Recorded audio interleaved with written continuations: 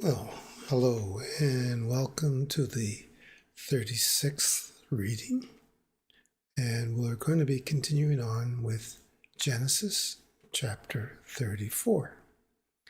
And it's been nice. I've been seeing a few people following, which is great. And I did make a comment last week that, or the last session, that I felt that the chapters were kind of edited or abridged or not in full. They seem to start out of nowhere, and sometimes things are added in the middle, and it's kind of interesting. Hopefully, if this journey continues, I'll read a different version of Genesis, maybe from I've translated more directly from the Hebrew. But anyway, let's go on to the website. And we're at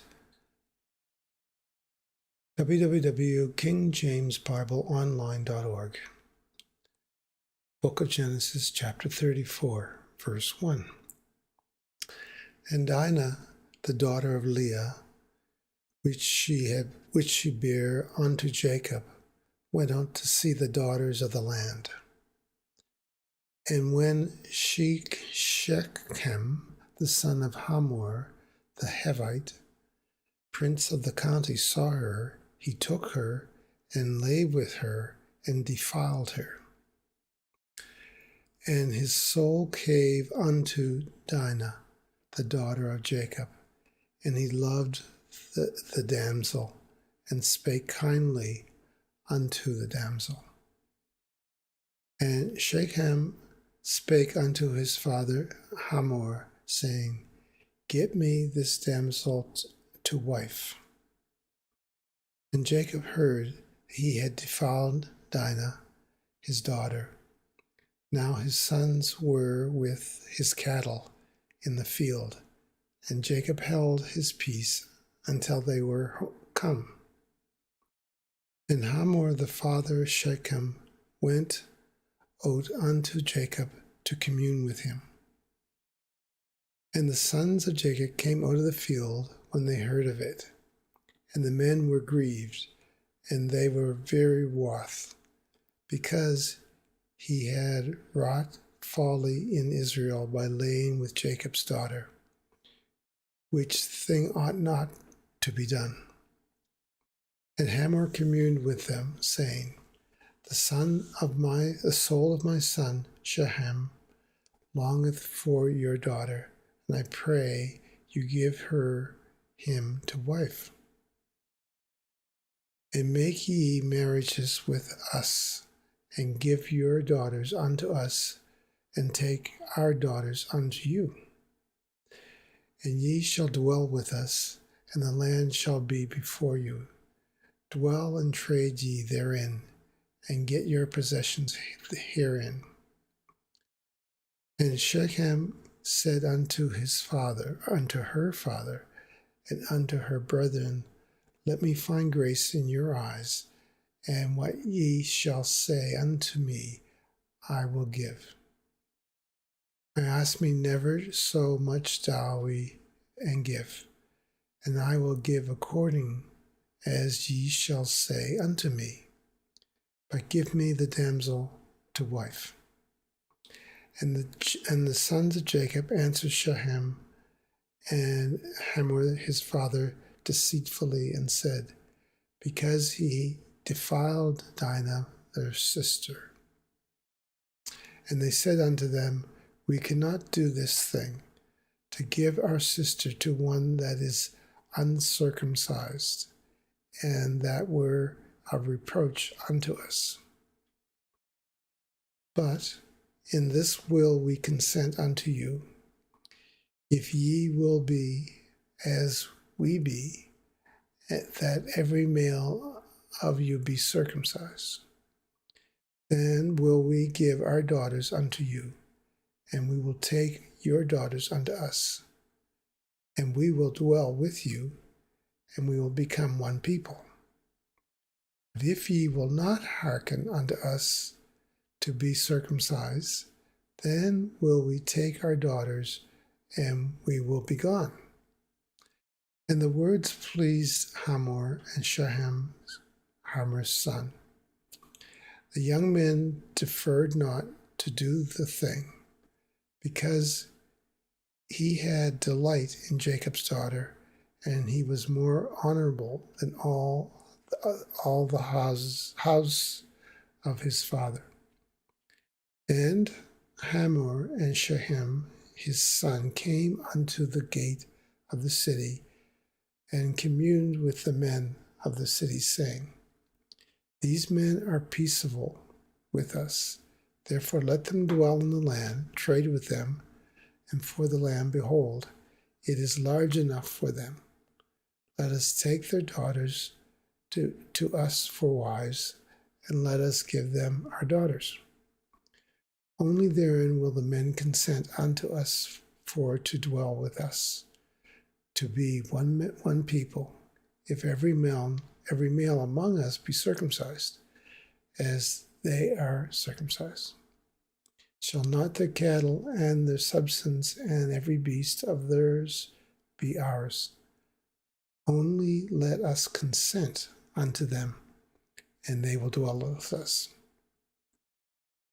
And unto Hamor and unto Shechem his son hearkened all that went out of the gate of his city, and every male was circumcised, all that went out of the gate of the city. And it came to pass on the third day, when they were sore, that two of the sons of Jacob, Simon and Levi, Dinah's brethren, took each man his sword, and came upon the city boldly, and slew all the males. And they slew Hamor and Shechem his son with the edge of the sword, and took Dinah out of Shechem's house, and went out. The sons of Jacob came upon the slain, and spoiled the city, because they had defiled their sister. They took their sheep and their oxen and their asses, that which was in the city, and that which was in the field, and all of their wealth, and all their little ones, and their wives took they captive, and spoiled even all that was in the house. And Jacob said unto Simon and Levi, ye have troubled me, to make me sink among the inhabitants of the land, among the Canaanites and the Perizzites. And I begin few in number, and shall gather themselves together against me, and slay me, and I shall be destroyed, and I and my house. And they said, should he deal with our sister as with a harlot? Okie dokie. Well, that was quite a little chapter. It had a little surprise ending for me. I didn't expect that ending. So let's just run through it quickly. I'll go back to the website. As usual, the first verse identifies the main players. So in this verse 1, it's Dinah, the daughter of Leah. And she was direct descendant of Jacob, so she's Jacob's daughter. So, for some reason, she decides to go out, wander around the land looking for the daughters of the land, I guess the other sisters. And she is seen by the son of the, I guess, the leader of the land. And he takes her, captures her, and has sex with her, defiles her. But he falls in love with her, and he goes to his father, says, look, this is what I did, but go to her family and make it right so I can marry her. But Jacob heard of this, and he was upset, but he didn't tell his sons. This is in verse 5. He didn't tell his sons who were in the fields. He kind of waited. Then Hamor, the father of Shechem, came and wanted to work out a deal with Jacob. When the sons came back, well, they were kind of not happy. They were upset, of course. But in verse 8, you can see that Hamor commuted with them and saying, look, let's make a deal. Let's live together. You can have her daughters for wives, and we'll do this marriage thing. And so everything seemed to be going okay, but then they even in verse 12 they talk about a dowry, will give you money. So I think they were willing to try to make it, come to fish. But the sons of Jacob, in verse 14, put down a ruling. They said, okay, we're circumcised, you guys aren't, so everyone has to be circumcised. So in verse 15, he said, we'll consent unto you if ye be like us, and every male be circumcised. So I guess they thought about it a bit, and they said, okay, we'll do it. And so in verse 18, say that Hamor and Shechem agreed. And in 19, the young men deferred not to do the thing, because he had delight in Jacob's daughter, and he was more honorable than all the hosts of his father. So I'm reading, but in verse 19, there was some dissent among the people about getting circumcised. I can't help thinking this is kind of like our V situation today, where everyone has to be V'd. It's kind of interesting, eh? Anyway, so in verse 21, some talk about, well, let's just let everybody be everybody, so and let's all get along. But let's see, where did this go wrong?